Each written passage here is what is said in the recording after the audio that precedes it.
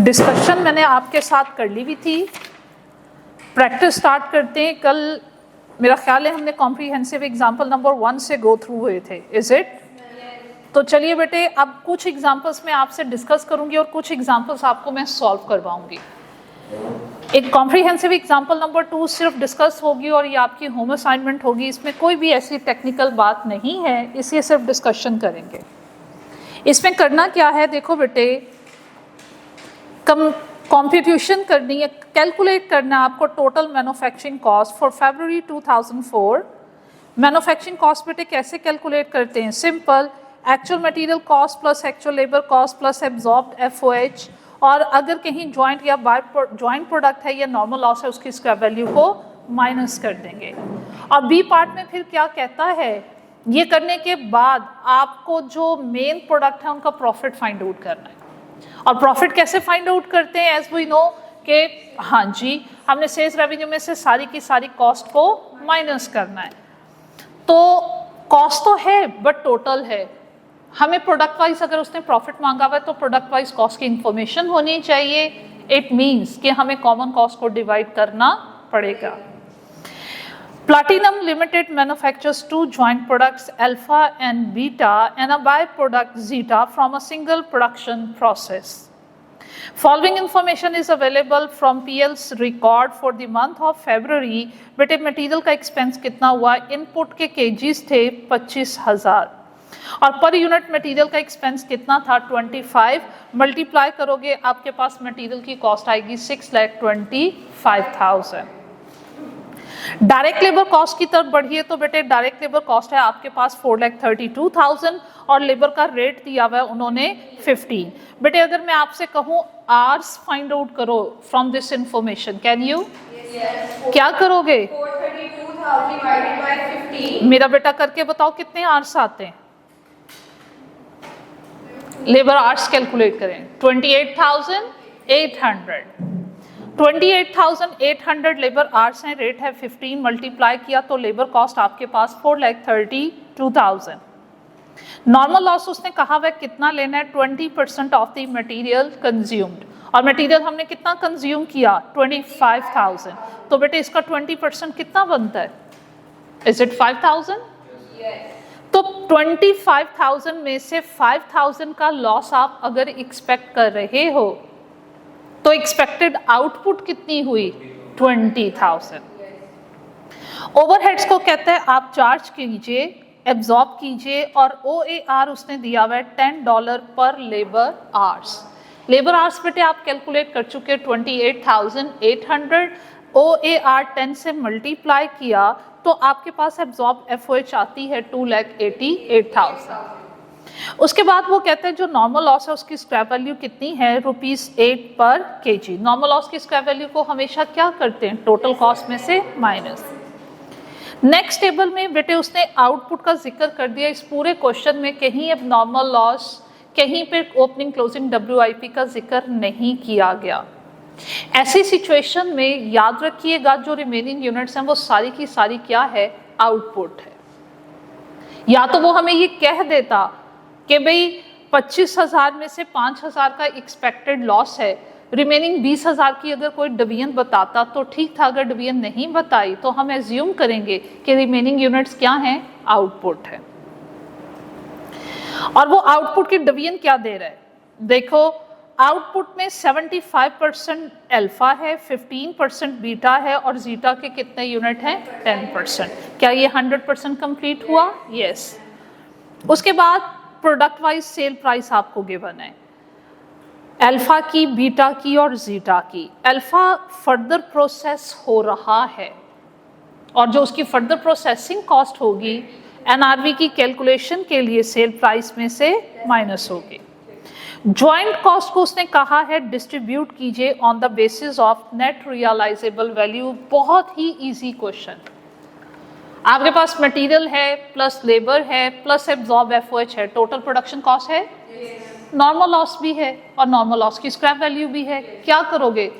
Normal loss की scrap value को total cost में से माइनस करोगे और जो रिमेनिंग कॉस्ट है उसको कहोगे ये आउटपुट कॉस्ट है, क्योंकि अदर देन हमारे पास अदर देन नॉर्मल लॉस कुछ और नहीं है।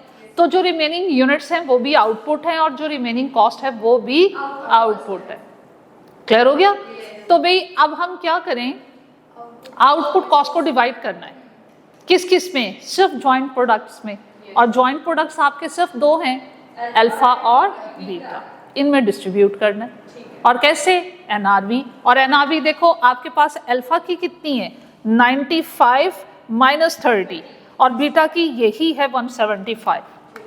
और एनआरवी या कोई भी बेस जब लेते हैं डिवीजन के लिए, पोर्शनमेंट के लिए, तो हमारी क्लास में क्या बात हुई थी, टोटल वैल्यू लेके, कभी भी पर यूनिट वैल्यूज को बेस नहीं बनाते। तो टोटल के लिए क्या करोगे, नंबर ऑफ यूनिट से मल्टीप्लाई, और वो आपके पास कैसे आ चुके होंगे, 20,000 का 75% कितना बनता है, हाँ 20,000 का 75% बनता है 15,000 अल्फा के यूनिट्स हैं, और 15% कितना बनता है, मेरा ख्याल है 3,000 बीटा के यूनिट्स बनेंगे। और बेटा जी आपके पास जो तीसरा प्रोडक्ट है जीटा, उसके 10% 2,000 यूनिट, और इस तरह 20,000 की आउटपुट आपकी कंप्लीट होती है।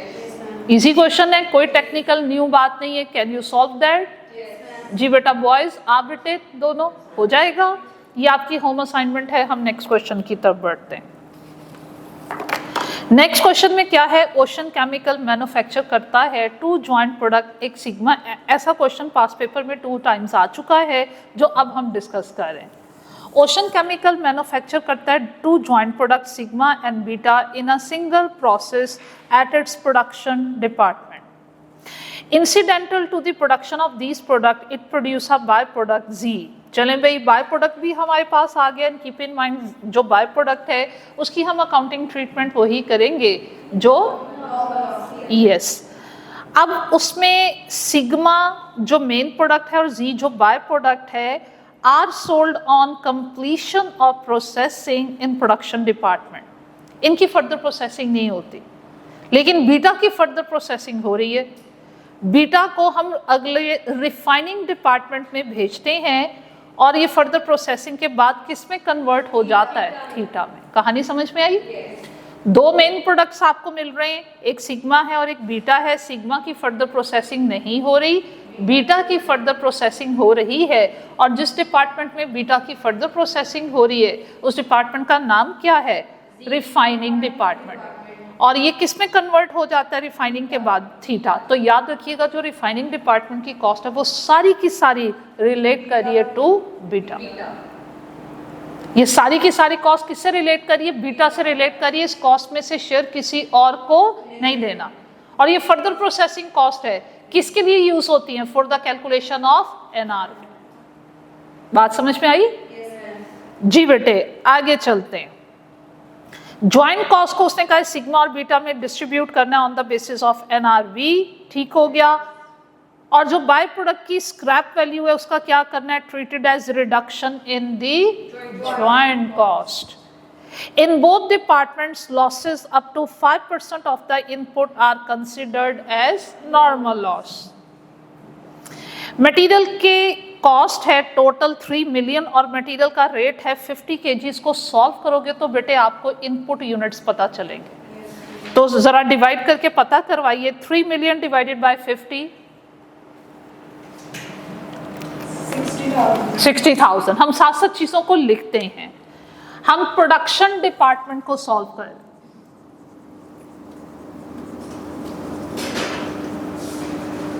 प्रोडक्शन डिपार्टमेंट में यूनिट्स डिटेल, ठीक है। सबसे पहले इनपुट, कितने यूनिट आपने बोले, 60,000। और क्वेश्चन क्या कह रहा है, नॉर्मल लॉस का जिक्र उसने पहले ही कर दिया। किसका 5%, इनपुट का। तो भाई इसका 5% कितना हो गया, 3,000। जो इंफॉर्मेशन मिलती है वो राइट डाउन करते हैं और साथ साथ सॉल्व करते हैं। मजीद क्या फरमाते हैं, डायरेक्ट लेबर की कॉस्ट भी है रेट भी है, ऐसा है। एफओएच भी उसने खुद ही आपको दे दी हुई है दोनों डिपार्टमेंट्स की। अब उसके बाद आउटपुट के यूनिट्स बताएं। आउटपुट के यूनिट सिग्मा, बीटा और जी तीनों के यूनिट्स बताएं, ये आपने मुझे लिखवाने हैं। सिग्मा 34,800,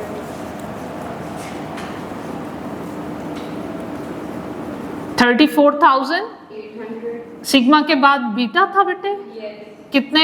16,055, 16,000 055, 055 और जी था बाय प्रोडक्ट yes, 5845, 5845। तो देखो क्या ये यूनिट्स कंप्लीट होते हैं? 60,000 के इक्वल हैं। ज्यादा हो गए या कम हो गए? इसका मैम हो गया 56,700, तो इसका मतलब कम हुए तो रिमेनिंग क्या है हमारे पास? Abnormal loss. 3,300 का, 3300 का हमारे पास एबनॉर्मल। पता नहीं, आपने मुझे बताना है।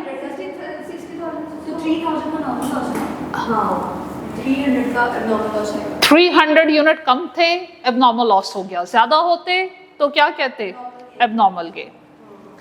अच्छा भाई, नेक्स्ट में कहते हैं सिग्मा थीटा बाय प्रोडक्ट, उनकी सेल प्राइस हमें बता दी, और जनाब कोई ओपनिंग क्लोजिंग WIP नहीं है। इंफॉर्मेशन क्वेश्चन की कंप्लीट हुई, आगे उसका सॉल्यूशन है। चलिए हम इस सॉल्व करते हैं। ये देखो नेक्स्ट में बेटा जी मुझे क्या काम करना है? यहाँ पे इक्विवेलेंट यूनिट की डिटेल की जरूरत नहीं है, हम डायरेक्टली क्या फाइंड आउट करेंगे? Cost per unit. और कैसे फाइंड आउट करेंगे? Total cost. ऐसे ही कॉस्ट को टोटल कर लो, material plus labour plus FOH मेरा बेटा।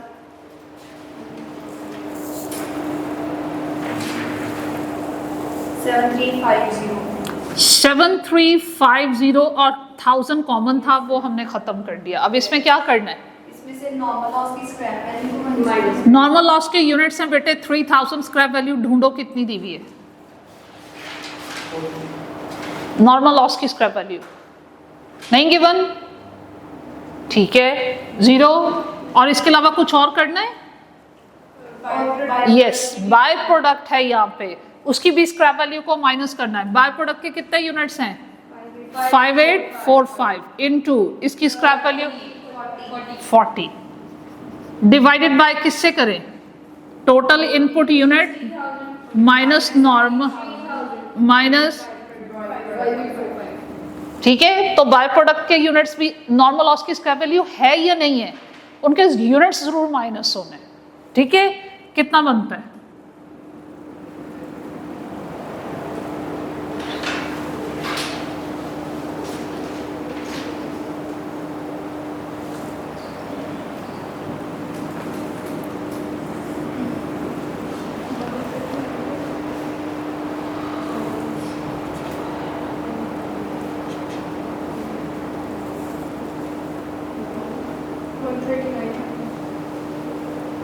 $139.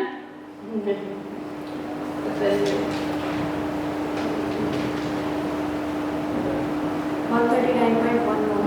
139 राउंड ऑफ कर लें, थोड़ा सा डिफरेंस आएगा बाद में देखेंगे। 139 रुपीज पर यूनिट आपके पास कॉस्ट पर यूनिट आए, इज इट राइट? किधर मिस्टेक? कहीं मिस्टेक किए? वालेकुम अस्सलाम बेटे, अब ऑडिट से अब आ रहे हो? तो बहुत लेट हो गए। इसका बेटे परमानेंट कोई सोल्यूशन होना चाहिए। इस तरह तो मेरी क्लास का टाइम ना,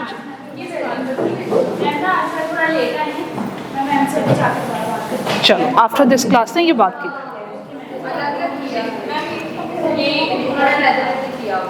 इससे क्या फर्क पड़ता है बेटे अलग अलग किया हुआ है? लॉस की आइडेंटिफिकेशन स्टेज देखो गिवन है, लॉस की आइडेंटिफिकेशन स्टेज गिवन है। नो, कहाँ मिस्टेक किए? मैम उनका सिग्मा के लिए 123.66 है और थीटा के लिए 66।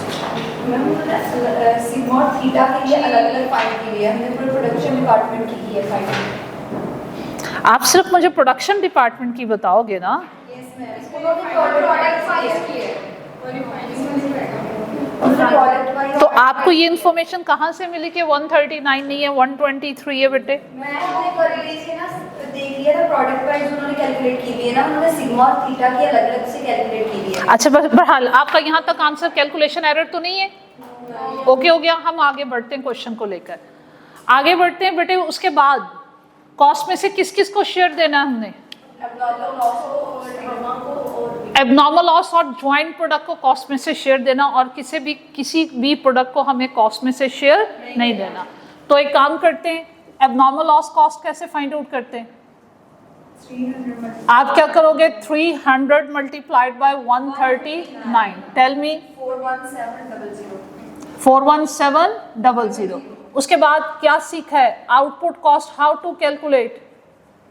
ऐसे ही आउटपुट के टोटल यूनिट्स, और वो देखो कितने बनते हैं टोटल यूनिट्स, 50855 50855। इन्हें कॉस्ट में से शेयर देना है, तो 50855 इंटू 139, 706 8845। अब बेटे इस कॉस्ट को मुझे क्या करना है? एपोर्शन करना है। इस कॉस्ट को मुझे क्या करना है? एपोर्शन करना है। तो एपोर्शन के लिए उसने क्या कहा है? Yes, apportionment on the basis of NRV, यही बोला उसने। किस किस में कॉस्ट को डिवाइड करना है? सिग्मा और बीटा में, ठीक है। एनआरवी की तरफ चलते हैं। एनआरवी के लिए बेटे मुझे क्या चाहिए? सबसे पहले सेल प्राइस, और वो देखो उसने सेल प्राइस आपको कितनी मेंशन करके दी हुई है? 300 एंड 500। हाँ, लेकिन आपने ये बीटा सेल हो ही नहीं सकता। कितनी दी हुई है सिग्मा की? 300 और बीटा की, थीटा की दी होगी 500, क्योंकि क्वेश्चन में वो कह रहा है कि जब तक ये थीटा में कन्वर्ट नहीं होता यू कांट सेल इट। तो इसलिए सेल प्राइस बीटा की कभी भी गिवन नहीं होगी। और एनआरवी हमेशा फ्यूचर बेस्ड होती है कि जब फ्यूचर में बेचेंगे तो मुझे क्या रियलाइज होगा। तो अब सिग्मा की क्या फर्दर प्रोसेसिंग हो रही है? नो। तो इसकी यही सेल प्राइस है, यही एनआरवी है, कोई फर्दर प्रोसेसिंग कॉस्ट नहीं है। लेकिन जहां तक बात है बेटा बीटा की, इसकी फर्दर प्रोसेसिंग हो रही है। और उसके लिए बेटे मुझे किसको सॉल्व करना पड़ेगा? नेक्स्ट डिपार्टमेंट, रिफाइनिंग डिपार्टमेंट को सॉल्व करना पड़ेगा। रिफाइनिंग डिपार्टमेंट की यूनिट्स डिटेल अगर हम बनाएं तो 152 बताओ इसका इनपुट कितना है? इसमें किसकी रिफाइनिंग हो रही है? बीटा की। तो प्रीवियस डिपार्टमेंट से इसके कितने यूनिट मिल रहे हैं? 16,055। अब इसके केस में वो नॉर्मल लॉस का उसने क्वेश्चन में जिक्र किया था। दोनों डिपार्टमेंट में नॉर्मल लॉस जो आप एक्सपेक्ट कर रहे हो वो कितने परसेंट है? 5%। तो इसका 5% कितना हुआ? 802.75 803। ये नॉर्मल लॉस है, ठीक है। तो आउटपुट मेरा ख्याल है उसने बेटे देखो, मेरा ख्याल है उसने खुद बताई भी है। और देखो थीटा की है 15200। अब मुझे बताओ ये बढ़ गया या कम हो गया? नॉर्मल लॉस भी है ये बढ़ गया या कम हुआ है? कंफर्म करो इसको। 82.25 कम है, इसका मतलब यहाँ पे भी क्या है आपके पास? एबनॉर्मल लॉस है। 82 यूनिट का एबनॉर्मल लॉस है। यूनिट्स डिटेल कंप्लीट हुई। क्या करना है इस डिपार्टमेंट में नाउ? Cost per unit. अब जरा मेरी बात गौर से सुनिएगा, ये सेकंड डिपार्टमेंट है। नया पॉइंट जो है इस क्वेश्चन में 52 का आएगा। यस 82 का आना 52 का आएगा। एबनॉर्मल लॉस 8 इतना टोटल लॉस आ रहा था, ठीक है। आप इनको ऐड करो। Is it equal to 16055? नहीं आ रहा। नहीं आ रहा। एक काम करो, करें 16055 माइनस 15,200 माइनस 803 कितना आ रहा है? 82 52। चलो ठीक हो गया। चलें भाई, अब सुनिए क्वेश्चन में नया पॉइंट क्या है। ओके हो गया? चलो अब मेरा बेटा गौर से मेरी बात सुनिएगा। इस क्वेश्चन में नया क्या है? रिफाइनिंग आपका सेकंड डिपार्टमेंट है। और सेकंड डिपार्टमेंट जब मैंने सॉल्व करवाया था तो मैंने आपसे कहा था जो सेकंड डिपार्टमेंट होता है वो प्रीवियस डिपार्टमेंट से यूनिट्स भी रिसीव करता है, कॉस्ट भी रिसीव करता है। तो वो जो कॉस्ट है प्रीवियस डिपार्टमेंट की आउटपुट कॉस्ट और नेक्स्ट डिपार्टमेंट की क्या बनती है? इनपुट कॉस्ट बनती है, ठीक है। अब जब मैं कॉस्ट पर यूनिट निकलवाया था आपको सेकंड डिपार्टमेंट का, मैंने कहा वो कॉस्ट भी ले लो जो प्रीवियस डिपार्टमेंट से आई और वो कॉस्ट भी ले लो जो इस डिपार्टमेंट ने फर्दर इंकर्ड की। एक ही दफा total cost per unit find out कर लो। ऐसा ही नॉर्मली करते हैं, बट इन दिस केस जहां मल्टीपल प्रोडक्ट्स आपको रिसीव हो रहे हो और वो आपसे कहे कि पहले डिपार्टमेंट की आउटपुट कॉस्ट को ज्वाइंट प्रोडक्ट्स में डिवाइड करो on the basis of NRV। ऐसी सिचुएशन में कीप इन माइंड NRV आप निकालते हो sale price minus further cost, incremental cost. और जो वो फर्दर कॉस्ट होती है वो कौन सी होती है? नेक्स्ट डिपार्टमेंट की कन्वर्जन कॉस्ट होती है या मटेरियल, मतलब उस डिपार्टमेंट ने जो एडिशनल एक्सपेंस किया वो नॉर्मली कन्वर्जन कॉस्ट होती है लेबर प्लस एफओएच। लेकिन अगर अगले डिपार्टमेंट ने कोई मटेरियल कॉस्ट भी फर्दर इंकर्ड किया है वो भी इंक्रीमेंटल कॉस्ट है। लेकिन वो कॉस्ट जो रिफाइनिंग डिपार्टमेंट ने 16,000 यूनिट्स के साथ प्रीवियस डिपार्टमेंट से रिसीव की है वो आपने अकाउंट फॉर नहीं करनी, वो ऑलरेडी इंकर्ड है, वो फर्दर कॉस्ट नहीं है। बात समझ में आई? वो फर्दर कॉस्ट नहीं होगी। तो जब एनआरवी की कैलकुलेशन करते हुए cost per unit find out करना है तो आपने सिर्फ, क्योंकि फर्दर कॉस्ट फाइंड आउट करनी है तो आपको सिर्फ और सिर्फ क्या लेनी है? कन्वर्जन कॉस्ट पर यूनिट लेनी है। क्या ये मेरा पॉइंट समझे? ये बात समझ में आई है? अब अगले डिपार्टमेंट की कन्वर्जन कॉस्ट कितनी है? जो प्रीवियस डिपार्टमेंट से कॉस्ट आ रही है वो आपने इग्नोर कर देनी है, और वो कॉस्ट है 350 प्लस 890, कितनी बनती है? 1240,000। Is it? Yes ma'am. अब नॉर्मल लॉस तो है, उसकी स्क्रैप वैल्यू नहीं है, ना उस डिपार्टमेंट में है और ना ही इस डिपार्टमेंट में, और डिवाइडेड बाय क्या करें? Total input minus normal loss unit, और वो कितने हैं? 803। अब बताओ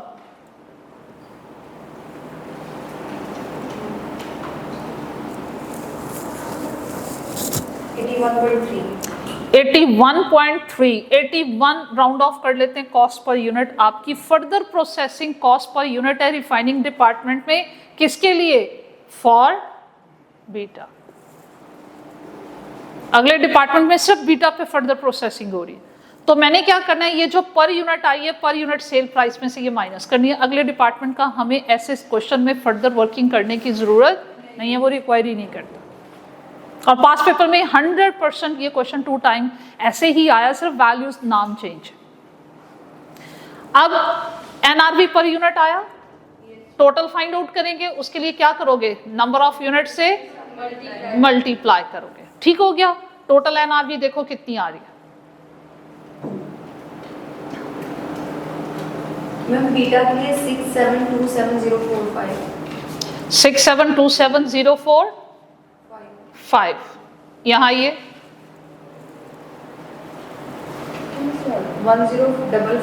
1044 टेट्रा 0। चलें भाई, सम अप किए।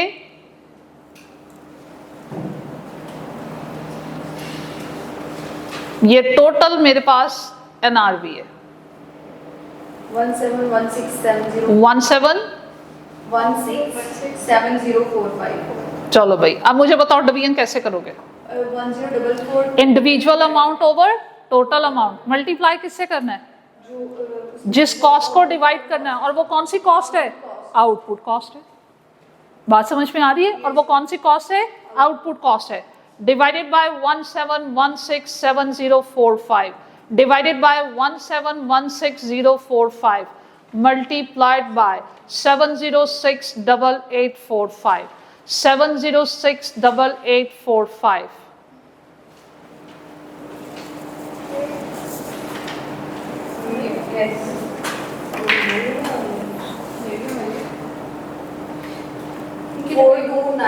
सॉरी बेटे, 4298861। ओके जनाब।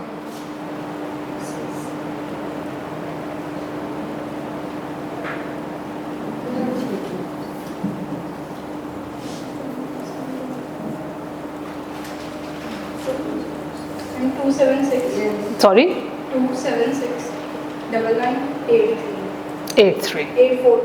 84 कर देते हैं। लीजिए, हमने कॉमन कॉस्ट की डिवीजन कर दी, ठीक है।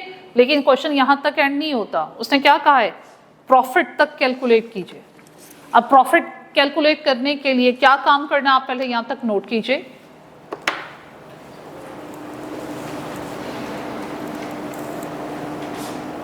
मैम ये सिग्मा में जैसे 300 एनआरवी है, फिर उसको यूनिट से मल्टीप्लाई करवाया बुक पे जो उन्होंने इंडिविजुअल ये जो एनआरवी सेपरेट निकाली है ना बीटा की, वो 397 है और समझ नहीं आ रही है कैसे निकालेंगे। अच्छा ठीक है, एंड तक जाते हैं फिर देखते हैं, प्रॉफिट तक पहुंचते हैं। हाँ जी बेटा, मेथड समझ में आया? अब ये देखो, एक मजे का काम करते हैं, हमने कहाँ तक पहुंचना है भाई? उसने कहा है क्या कैलकुलेट करो? प्रॉफिट। अब जरा देखिएगा प्रॉफिट कैसे आता है। सेल्स रेवेन्यू में से सारी की सारी प्रोडक्ट वाइज कॉस्ट को माइनस कर दो। अब जरा देखो मेरे पास एनआरवी है और एनआरवी की कैलकुलेशन में further processing cost already minus हो चुकी है। जो कॉस्ट माइनस नहीं हुई वो माइनस कर दो। कौन सी माइनस नहीं हुई?